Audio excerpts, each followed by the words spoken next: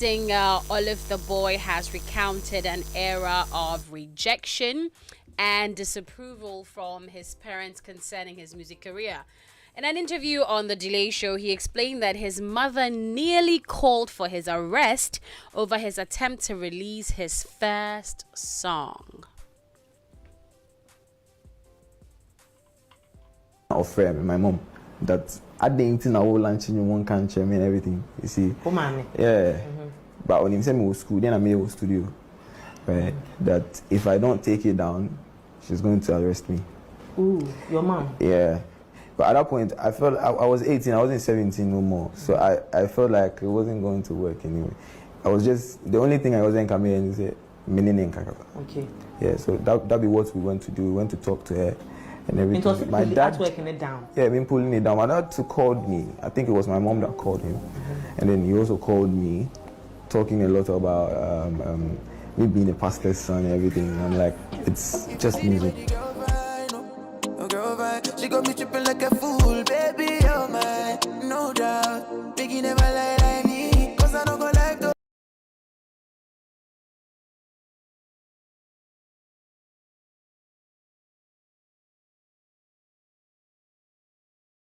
Yes, so Olive the Boy telling his story there, and people are reacting to the fact that, they have shared stories over the period where, some parents are a little bit skeptical about their kids coming into the entertainment space or the creative art space. And so this story is kind of very wild. The fact that the mom says, I know you are in school. Why are you in the studio, and why is the poster that is saying that you're releasing a song? If you don't take it down, I'm sending the police to come and arrest you.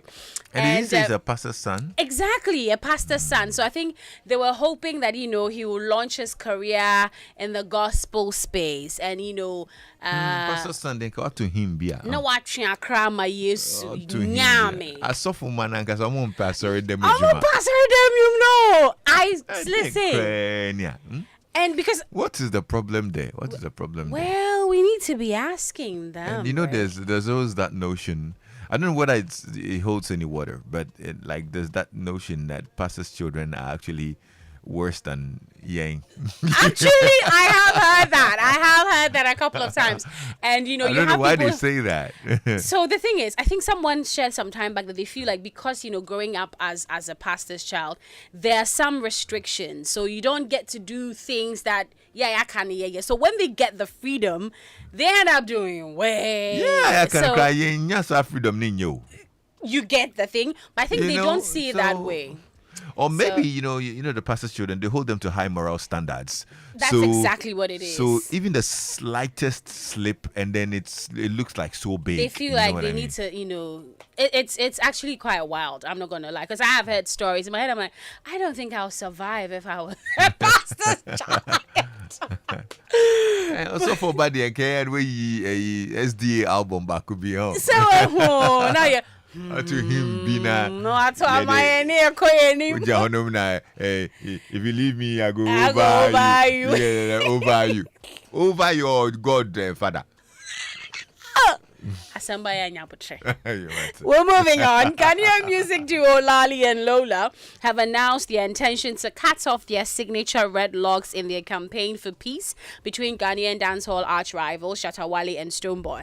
Now, the two dancehall artists have not been on good terms for a number of years now. So they came out with a press release to say that they're twins, they're sisters, they love each other, they've been doing literally everything together, and they end up loving. One of them is a huge Shatta Wale fan, the other's an amazing Stonebwoy fan, and they're existing peacefully. So they're asking, why can't people do the same? And why are the fan, bases of these amazing artists always at each other's throats? And so they're saying that they will go on a journey of in order to ensure that there's peace, they'll cut off their signature red hair.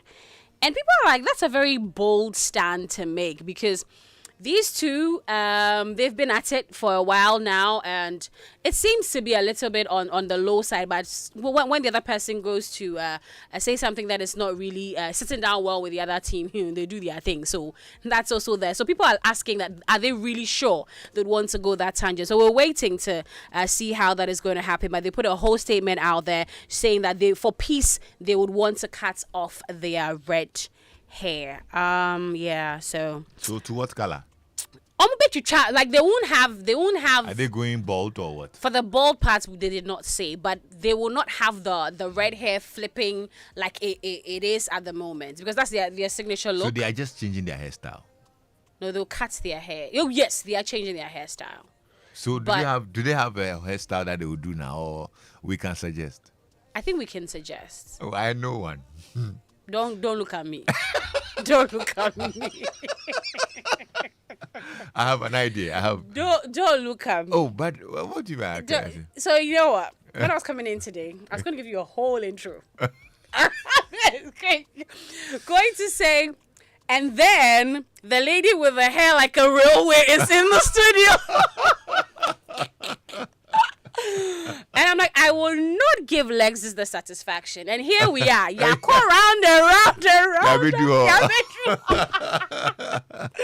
So Lali and Lola should be inspired by you to try this hairstyle. Yeah. Just not in red. I mean, we like it in black like that. And you will. Yeah.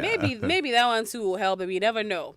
But yeah, before I go though, finally, so D-Cram is in the news. That's because he has shared it on his social media that he plans on vying for the position of SRC president for the Methodist University, and lots of people are wishing him all the best as well. And people believe that he's following in the footsteps of Samini and Guru, who have also occupied the space in their various institutions. And so we're wishing him all the best as well. And that is how we say bye-bye to you on the Entertainment News Updates. Over to you. Thank you very much for updating us, AK, and have a good evening. Yeah, top stories coming up shortly. Kojo is getting ready to share with you